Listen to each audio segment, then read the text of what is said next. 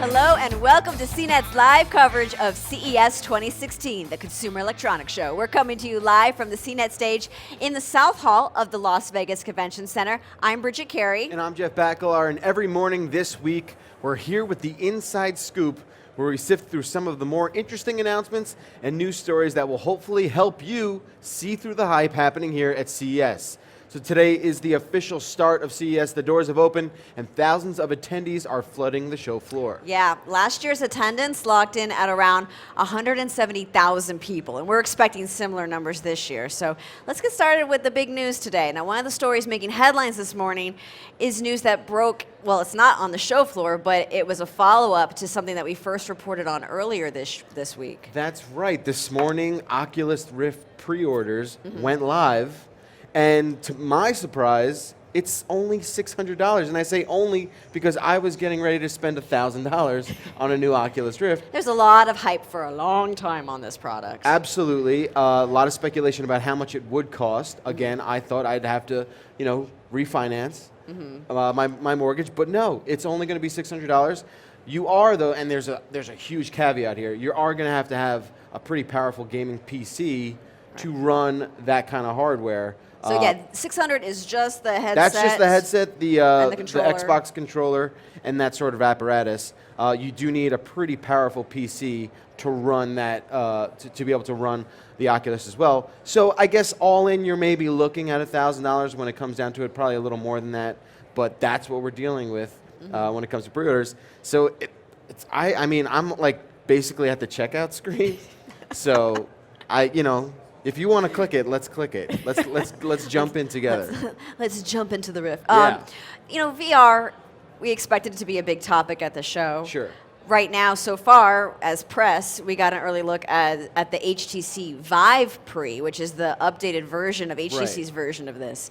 And the little extra thing that makes it stand out is the fact that it helps you basically not trip over your own furniture. Yeah, so this is interesting. So some of the big sort of criticism about the Vive is that, well, it's going to have me sort of moving around a space that there could be furniture in and other obstacles that I can easily trip over when I'm wearing a huge mask on my eyes. Right. So they're sort of introducing a parameter that will prevent you from falling over yourself.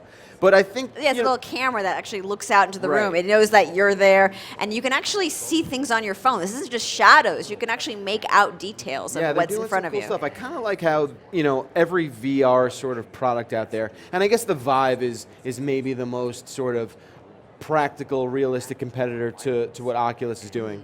But it's kind of cool that they each have their own sort of gimmick. I hate to say gimmick, but you have to right now with sort of where VR's at. But I think the Vive is really the one product that's going to give the Rift sort of a run for its money. And we'll have to sort of see how that shakes out. Yeah, that's supposed to come out in the spring sometime. Yeah. But So we don't know too much about that, none of those real specific concrete details. But we've played around with the Vive. Our editors have gotten a chance to try that out. And I think everyone's pretty sold on the technology. So I'm glad to know that jumping into VR, you've got PlayStation well, now it's PlayStation VR. I'm still stuck calling it Morpheus. The old name, yeah. You've got like 3 kind of heavy hitters that are all jumping in this year. So it'll be interesting to see where the dust settles and where people tend to migrate.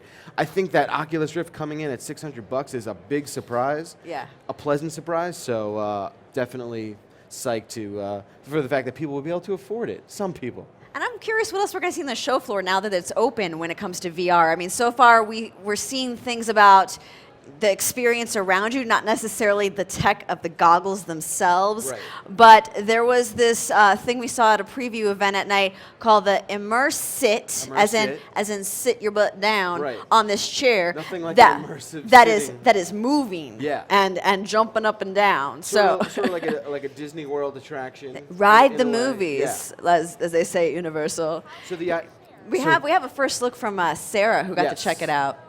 And it's kind of interesting because I think they give you the option to sort of put it on when there's a moment of sort of like acceleration where you can say like, okay, now I'd want to experience that right up This is the kind of You stuff know. you had to go to an arcade and pay like $5 or $10 for and sit down. I made a roller coaster, guys. Yeah, I don't know if this is something that I could really bring in my apartment. I feel like my downstairs neighbor might be upset. Be like, oh, you can't be doing that here. Well, there's some more practical stuff we saw last night from Intel. Sure. They had this smart helmet. Now, think back to what Microsoft did with its HoloLens, and Intel showed off something that was practical for the workplace, right? It's called the daiquiri.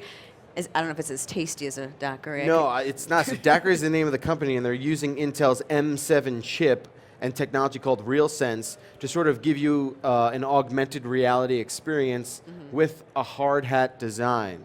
So you sort of look like, almost like a stormtrooper in a weird way. And what it's going to allow people to do is sort of use industrial sort of workplace, work site applications.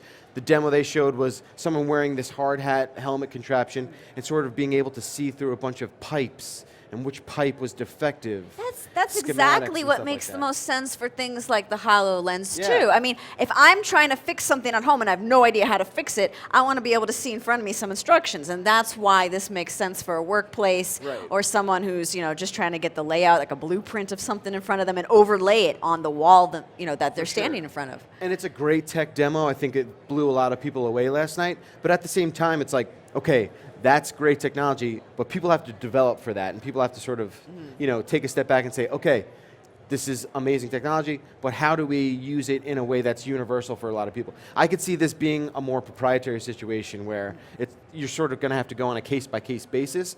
Regardless, this daiquiri smart helmet, it's available now. It's shipping today. And we're going to see it on the And stage we're gonna actually see later it today. Later today on Tomorrow Daily. So that's going to be great. At 1 o'clock here at the CNET stage. So pretty psyched about that. Going to stick around and see if I can get my hands on one. Another late breaking news came from VW. Yes. Volkswagen. They had a bus concept car called the Buddy. I enjoy when tech has a cute little name. Yeah. But this was different. We saw some earlier concept car tech a few days ago that was pretty extreme, looked like a Batmobile. Here's a concept car that might be more practical though. And we have some video now of the presentation from the other night. Yeah, it's pretty cool. Like you said, we're usually used to these flashy, sporty sort of cars, but no. This is a car for real people, right? For maybe people who need that kind of, I don't want to say minivan situation, but yeah, this is probably where that fits. It's, like you said, it's called the Buddy, BUDD-E, and it just has a lot of like practical technology built into it.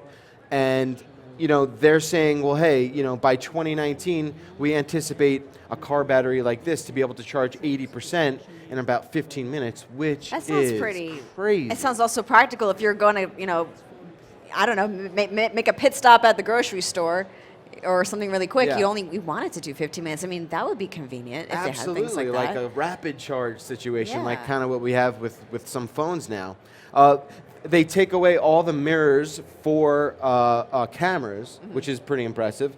And you can kind of see like who's getting into the car with a series of mirrors. We're actually going to get to see this later today, which is pretty rad. Around 12:30, We're gonna have a live live shot shot, with yeah. Buddy. And I don't know, this is the kind of car that I just want to maybe give a hug to. It's a Buddy. It's a Buddy. It's a cute little car. So yeah, like I said, it's definitely a fresh change of pace. Really awesome to see something where it's not this over-the-top Bruce Wayne only sort of invention. Yeah, a concept car that you might go, all right.